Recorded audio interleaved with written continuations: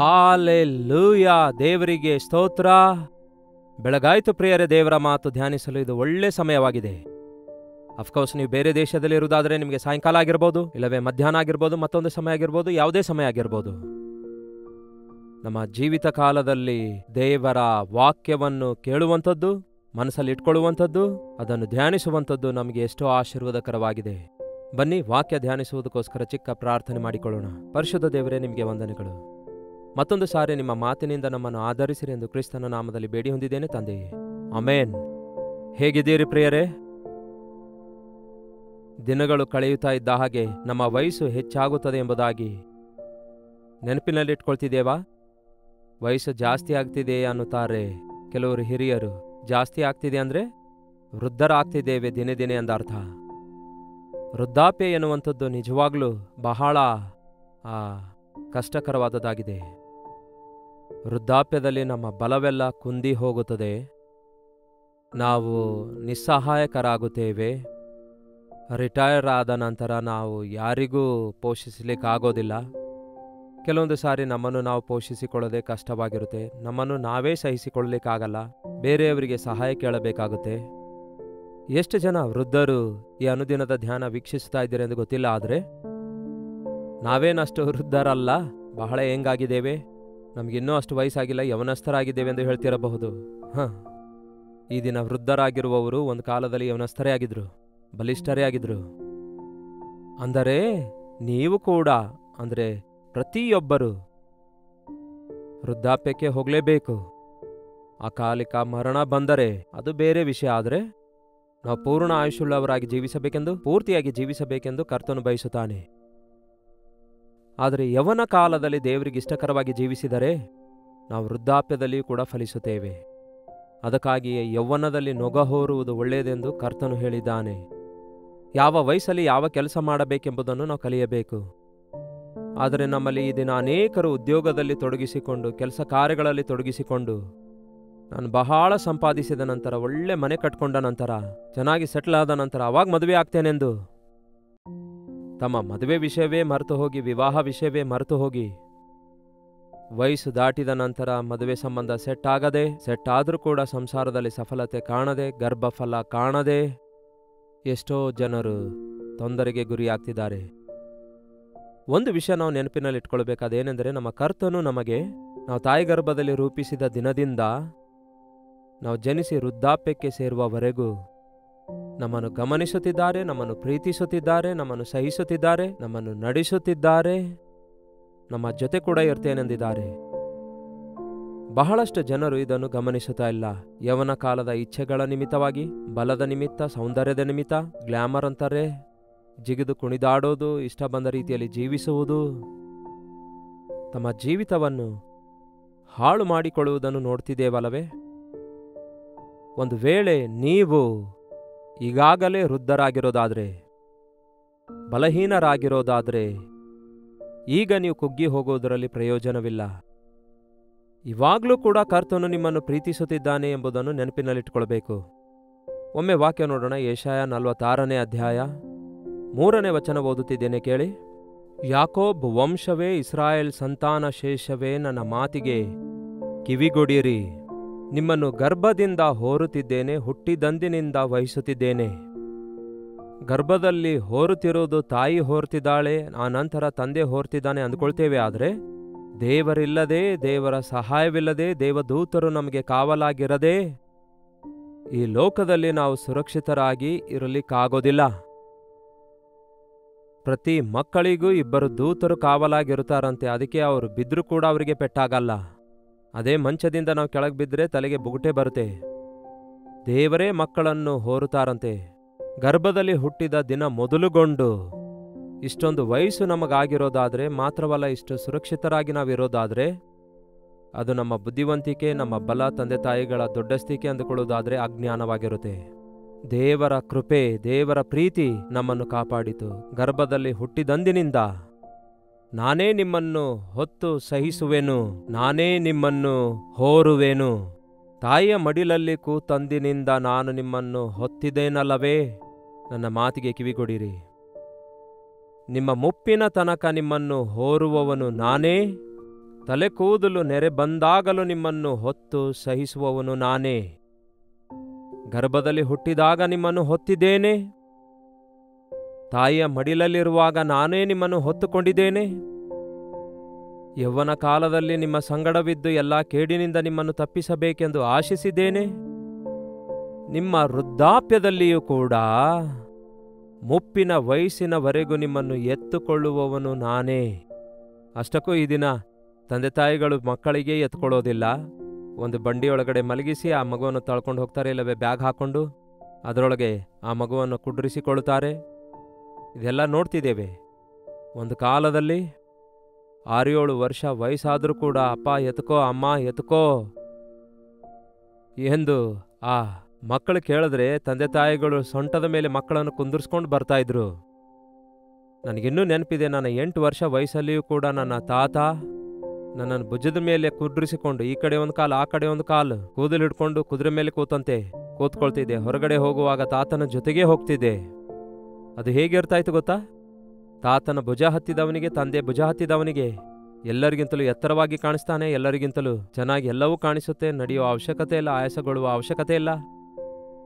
ಅಬ್ಬಾ, ಒಬ್ಬ ತಾತ ಎತ್ತುಕೊಳ್ಳುವಾಗ, ತಂದೆ ಎತ್ತುಕೊಳ್ಳುವಾಗ, ತಾಯಿ ಆಧರಿಸುವಾಗ ಎಷ್ಟೋ ಆದರಣೆ ಸಿಗುವುದಾದ್ರೆ, ನೀವು ಗರ್ಭದಲ್ಲಿ ಹುಟ್ಟಿದಂದಿನಿಂದ ನಿಮ್ಮನ್ನು ಹೊತ್ತು ನಡೆಸುತ್ತಿರುವಂತಹ, ನಿಮ್ಮನ್ನು ಸೃಷ್ಟಿಸಿದ ಸೃಷ್ಟಿಕರ್ತ, ನಿಮಗೋಸ್ಕರ ಪ್ರಾಣ ಕೊಟ್ಟ ರಕ್ಷಣೆಯ ಕರ್ತ ನಿಮ್ಮನ್ನು ಹೋರುತ್ತೇನೆ ಅನ್ನುತ್ತಾರೆ, ನಿಮ್ಮನ್ನು ಸಹಿಸುತ್ತೇನೆ ಅನ್ನುತ್ತಾರೆ, ನಿಮ್ಮನ್ನು ಎತ್ತಿಕೊಳ್ಳುತ್ತೇನೆ ಅನ್ನುತ್ತಾರೆ, ನಿಮ್ಮನ್ನು ಅಪ್ಪಿಕೊಳ್ಳುತ್ತೇನೆ ಅನ್ನುತ್ತಾರೆ, ನಿಮ್ಮನ್ನು ನಾನು ಬಿಟ್ಟು ಬಿಡೋದಿಲ್ಲ ಅನ್ನುತ್ತಾರೆ. ಯಾಕೆಂದರೆ ಪ್ರತಿಯೊಂದು ಸಣ್ಣ ಸಣ್ಣ ವಿಷಯಕ್ಕೆ ಮನುಷ್ಯರು ನನಗೆ ಗಮನಿಸುವುದಿಲ್ಲವೆಂದು, ನನ್ನ ತಂದೆ ತಾಯಿಗಳು ನನ್ನ ಕೈ ಬಿಟ್ಟಿದ್ದಾರೆ, ಸ್ನೇಹಿತರು ನನಗೆ ಯಾರೂ ಸಹಾಯ ಮಾಡ್ತಾ ಇಲ್ಲವೆಂದು, ನಂಬಿದವರೇ ನನಗೆ ನಡುನೀರಲ್ಲಿ ಮುಳುಗಿಸಿದ್ದಾರೆ ಎಂದು ಯೋಚಿಸುತ್ತಾ ಕೂತ್ಕೊಳ್ಳೋದು ಅದು ನಿಮ್ಮ ತಪ್ಪಲ್ಲವೇ? ಯೆಹೋವನು ಆಶ್ರಯಿಸಿ ಕರ್ತನನ್ನು ನಂಬಿರಿ, ಆತನು ಬಿಡೋದಿಲ್ಲ, ಕೈ ಬಿಡೋದಿಲ್ಲ ಅಂದಿರುವಾಗ, ನಿಮ್ಮನ್ನು ಹೋರುವಾತನು, ನಿಮ್ಮನ್ನು ನಡೆಸುವಾತನು, ನಿಮ್ಮನ್ನು ಕಾಪಾಡುವಾತನು ಆಗಿರುವಾತನ ಕೈಗೆ ನಿಮ್ಮ ಜೀವಿತ ಒಪ್ಪಿಸುವುದಾದರೆ ನೀವು ಧನ್ಯರಾಗುತ್ತೀರಿ. ನನ್ನ 18 ವರ್ಷ ವಯಸ್ಸಲ್ಲಿ ನನ್ನ ಜೀವಿತ ಕರ್ತನಿಗೆ ಒಪ್ಪಿಸಿಕೊಟ್ಟೆ. ಈ ದಿನದವರೆಗೂ ಆತನಿಂದ ಹೋರಲ್ಪಡುತ್ತಿದ್ದೇನೆ ಎನ್ನುವಂಥದ್ದು ಆತನು ನನಗೆ ಸ್ವಸ್ಥಪಡಿಸುತ್ತಾ ಬಲಪಡಿಸುತ್ತಾ ಆತನು ತನ್ನ ಸೇವೆಯಲ್ಲಿ ನಾನು ಮುಂದೆ ಸಾಗುವಂತೆ ಕೃಪೆ ಅನುಗ್ರಹಿಸುತ್ತಿದ್ದಾರೆ ಎನ್ನುವುದನ್ನು ಗಮನಿಸುವುದು, ಅದಕ್ಕಾಗಿ ಕರ್ತನಿಗೆ ಎಷ್ಟೋ ಸ್ತುತಿಸುತ್ತೇನೆ. ಯೆಹೋವನನ್ನು ನಿರೀಕ್ಷಿಸುವವರು ನೂತನ ಬಲ ಹೊಂದಿಕೊಳ್ಳುವರು ಎಂಬ ಮಾತಿನ ಪ್ರಕಾರ, ವೃದ್ಧಾಪ್ಯದಲ್ಲಿ ನೀವಿನ್ನೂ ಚಿಗುರುವಿರಿ ಎಂಬ ವಾಗ್ದಾನದ ಪ್ರಕಾರ ನಾವೆಲ್ಲರೂ ಕೂಡ ವೃದ್ಧರಾಗಿ ಅಭಿವೃದ್ಧಿಯಾಗಬೇಕೆಂದು ನಮ್ಮ ಅನುಭವಗಳನ್ನು ಹಂಚುವುದರ ಮೂಲಕ, ನಮ್ಮ ಪ್ರೀತಿ ಹಂಚುವುದರ ಮೂಲಕ ನಾವು ಇತರರಿಗೆ ಭಾರವಾಗಿರಲಾರದೆ ಸಹಿಸಿಕೊಳ್ಳುವವರಾಗಿರಬೇಕೆಂದು ದೇವರು ಬಯಸ್ತಾರೆ. ಬಹಳಷ್ಟು ಜನ ವೃದ್ಧರು ಈ ದಿನ ಮಂಚ ಹಿಡಿದು ನರಳಾಡುತ್ತಾ ಇದ್ದಾರಲ್ಲವೇ? ನಾನಾ ವಿಧವಾದ ವ್ಯಾಧಿಗಳಿಂದ ಬಾಧೆ ಪಡ್ತಿದ್ದಾರಲ್ಲವೇ? ತಂದೆ ತಾಯಿಗಳಿಂದ, ಮಕ್ಕಳಿಂದ ತಳ್ಳಿ ಹಾಕಲ್ಪಟ್ಟಂಥವರೇ, ಆಧರಿಸಲು ಯಾರೂ ದಿಕ್ಕಿಲ್ಲದೆ ಆಧಾರವಿಲ್ಲದ ಸ್ಥಿತಿಯಲ್ಲಿದ್ದಾರಲ್ಲವೇ? ನೀವೇನಾದರೂ ಅಂತಹ ಸ್ಥಿತಿಯಲ್ಲಿದ್ದೀರಾ? ನಿಮ್ಮಲ್ಲಿ ಯಾರಿಗಾದರೂ ನಿಮ್ಮ ಮಕ್ಕಳು ಲಕ್ಷಿಸುತ್ತಾ ಇಲ್ಲವೋ? ನಿಮ್ಮ ವೃದ್ಧಾಪ್ಯದಲ್ಲಿ ನಿಮ್ಮನ್ನು ಕೈ ಬಿಟ್ಬಿಟ್ಟಿದ್ದಾರಾ? ಬಹಳಷ್ಟು ಜನ ತಂದೆ ತಾಯಿಗಳು ರೋಷವುಳ್ಳವರಾಗಿ ಬದುಕಿದಂಥವರು ಮಕ್ಕಳಿಂದ ನಿಂದೆಗೊಳಗಾಗದೆ, ಆ ಮಕ್ಕಳಿಗೆ ಭಾರವಾಗಿರಲು ಇಷ್ಟಪಡದೆ ಅವರೇ ತಮ್ಮಷ್ಟಕ್ಕೆ ತಾವೇ ಹೊರಟು ಹೋಗಿ ವೃದ್ಧಾಶ್ರಮದೊಳಗೆ ಸೇರಿಕೊಳ್ತಿದ್ದಾರಂತೆ. ಇಲ್ಲವೇ ಒಬ್ಬಂಟಿಗರಾಗಿ ಜೀವಿಸಿ ತಾವೇ ಸಮಸ್ಯೆ ಎದುರಿಸಬೇಕೆಂದು ಬಯಸ್ತಾರೆ. ಮತ್ತೇನು ಮಾಡಬೇಕು? ಈ ದಿನ ಕೇಳಿ ಪ್ರಿಯರೇ, ನಾವು ಲೋಕದಲ್ಲಿ ಯಾರಿಗೇ ಭಾರವಾಗಿರ್ಬೋದು, ಆದರೆ ಸೃಷ್ಟಿಸಿರುವ ಸೃಷ್ಟಿಕರ್ತನಿಗೆ ಭಾರವಲ್ಲ. ನಮ್ಮನ್ನು ಆತನು ಅಪ್ಪಿಕೊಳ್ಳುವ ದೇವರು, ನಮ್ಮನ್ನು ಹೋರುವ ದೇವರಾಗಿದ್ದಾನೆ, ನಮ್ಮನ್ನು ಹೊತ್ತುಕೊಳ್ಳುವವನಾಗಿದ್ದಾನೆ, ನಮ್ಮನ್ನು ಎತ್ತಿಕೊಳ್ಳುವವನಾಗಿದ್ದಾನೆ. ಮತ್ತೊಮ್ಮೆ ಓದುತ್ತಾ ಇದ್ದೇನೆ, ಯೆಶಾಯ 46ನೇ ಅಧ್ಯಾಯ 4ನೇ ವಚನ. ಮುಪ್ಪಿನವರೆಗೂ ನಿಮ್ಮನ್ನು ಹೊತ್ತುಕೊಳ್ಳುವವನು ನಾನೇ, ನಿಮ್ಮ ತಲೆ ಕೂದಲು ನೆರೆ ಬಂದಾಗಲೂ ನಿಮ್ಮನ್ನು ಹೊತ್ತು ಸಹಿಸಿಕೊಳ್ಳುವವನು ನಾನೇ. ನಾನೇ ನಿಮ್ಮನ್ನು ಉಂಟು ಮಾಡಿದ್ದೇನೆ, ನಾನೇ ನಿಮ್ಮನ್ನು ಎತ್ತಿಕೊಳ್ಳುವೆನು, ನಾನೇ ನಿಮ್ಮನ್ನು ಹೊತ್ತು ಸಹಿಸಿ ರಕ್ಷಿಸುವಾತನು ನಾನೇ. ಒಂದು ದಿವಸವಲ್ಲ, ನಿಮ್ಮನ್ನು ಎತ್ತಿಕೊಂಡು ನೀವು ನಡೆಯಲಾರದಂತಹ ಸ್ಥಳಗಳಲ್ಲಿ, ನೀವು ನಡೆಯಲಾರದಂತಹ ಪರಿಸ್ಥಿತಿಗಳಲ್ಲಿ, ಚಿಕ್ಕ ಮಕ್ಕಳಿಗೆ ನೋಡಿ, ನಡೆಯುವ ದಾರಿಯಲ್ಲಿ ಕೆಸರೇನಾದರೂ ನೀರೇನಾದರೂ ಇದ್ರೆ ಅಪ್ಪ ಹೊತ್ತುಕೋ ಅನ್ನುತ್ತಾರಲ್ಲವೇ? ಅದೇ ರೀತಿಯಾಗಿ ನಾವು ಕೂಡ ಒಂದು ತಗ್ಗಿನೊಳಗೆ ಸಿಕ್ಕಿ ಬೀಳಲಾರ್ದ ಹಾಗೆ ನಮ್ಮ ಕರ್ತನು ಆ ಶ್ರಮೆಯೊಳಗೆ, ಆ ಹೋರಾಟದೊಳಗೆ ನಾವು ಜಜ್ಜಿ ಹೋಗಲಾರ್ದ ಹಾಗೆ ಕರ್ತನು ನಮ್ಮನ್ನು ಹೊತ್ತುಕೊಂಡು ನಡೆಸುತ್ತಾರಂತೆ. ನಿಮ್ಮನ್ನು ಹೊತ್ತು ಸಹಿಸಿ ರಕ್ಷಿಸುವಾತನು ನಾನೇ. ಈ ಲೋಕದಲ್ಲಿ ನಾವು ಸಾಗಲಾರದಂತಹ, ನಡೆಯಲಾರದಂತಹ, ಎದುರಿಸಲಾರದಂತಹ ಹೋರಾಟಗಳು ಎಷ್ಟೋ ಇವೆ. ನಾವು ಭರಿಸಲಾರದಷ್ಟು ಭಾರಗಳು ಬಾಧೆಗಳು ಎಷ್ಟೋ ಇವೆ. ಆದರೆ ಕರ್ತನಾದರೂ ನಮ್ಮ ಪಕ್ಕದಲ್ಲಿಯೇ ಇದ್ದು ನಮ್ಮನ್ನು ಆದರಿಸುತ್ತಾ, ನಮ್ಮನ್ನು ಎತ್ತಿಕೊಳ್ಳುತ್ತಾ, ನಮ್ಮ ಕಾಲು ಕಲ್ಲಿಗೆ ತಗಲಲಾರದಂತೆ, ಅಂದರೆ ಯಾವುದೇ ಏಜಲಾಗಲಿ ಶ್ರಮೆ ಇಲ್ಲದಂತೆ ಕರ್ತನು ನಿಮಗೆ ಸಹಾಯ ಮಾಡಲು ಸಿದ್ಧನಾಗಿದ್ದಾನೆ.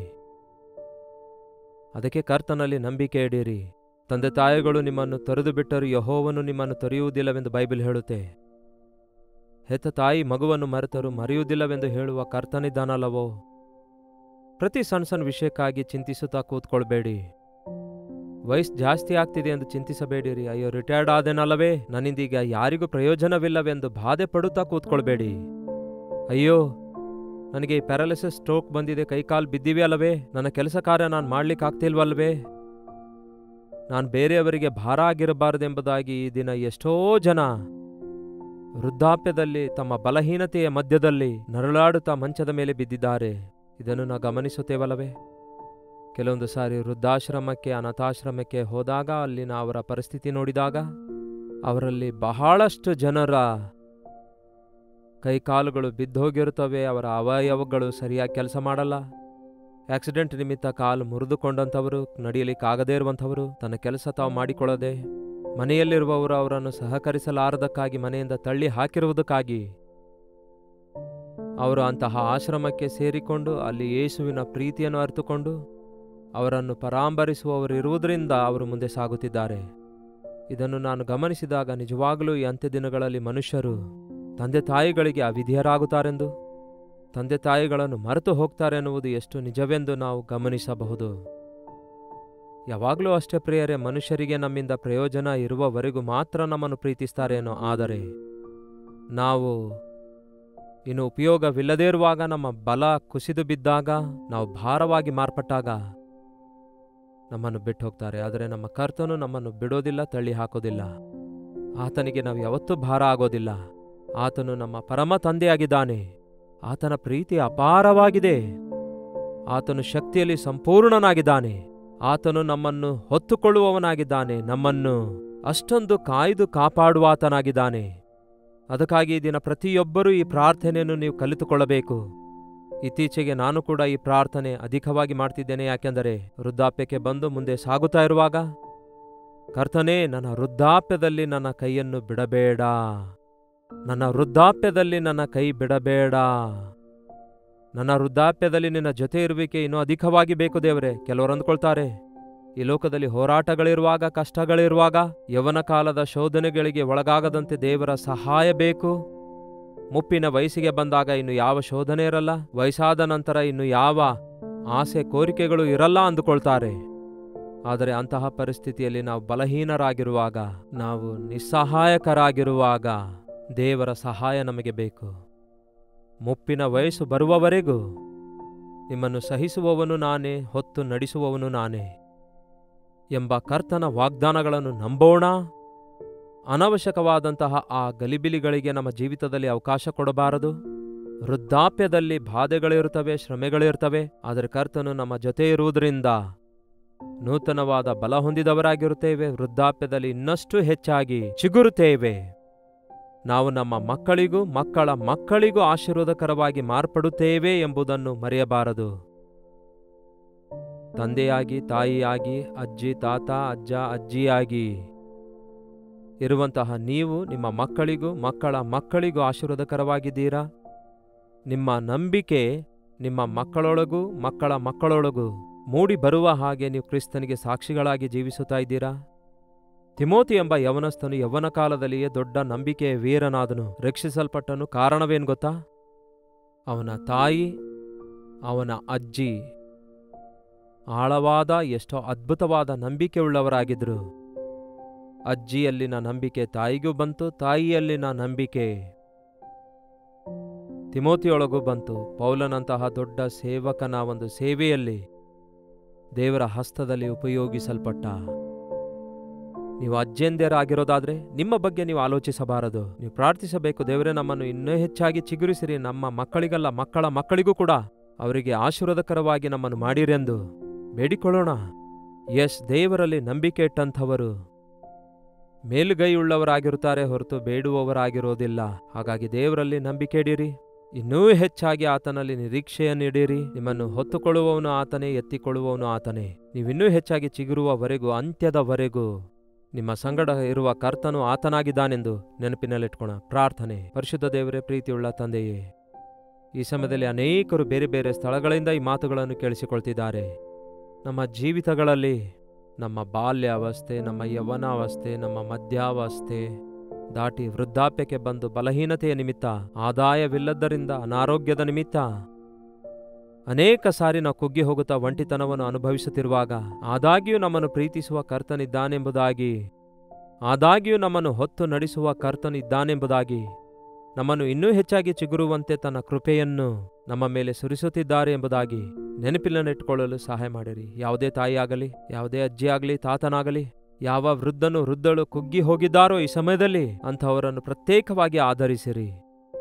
ನಮಗೆ ಬಲವಿದೆ, ಯೌವನ ಕಾಲದಲ್ಲಿದ್ದೇವೆ ಎಂದು ಅಹಂಕಾರ ಪಡುವಂತಹ ಕೆಲವರು ವೃದ್ಧಾಪ್ಯದಲ್ಲಿ ನಿಮ್ಮ ಜೊತೆ ಇರುವಿಕೆ ಪಡೆದುಕೊಳ್ಳುವುದಕ್ಕೋಸ್ಕರ ಯೌವನ ಕಾಲದಲ್ಲಿಯೇ ನೋಗ ಹೋರುವ ಹಾಗೆ ನಿಮ್ಮ ನಂಬಿಕೆಯಲ್ಲಿ ಮುಂದೆ ಸಾಗುವುದಕ್ಕಾಗಿ ನಿಮ್ಮನ್ನೇ ತಂದೆಯನ್ನಾಗಿಯೂ ಕರ್ತನನ್ನಾಗಿಯೂ ಅಂಗೀಕರಿಸುವಂತೆ ಸಹಾಯ ಮಾಡಿರಿ.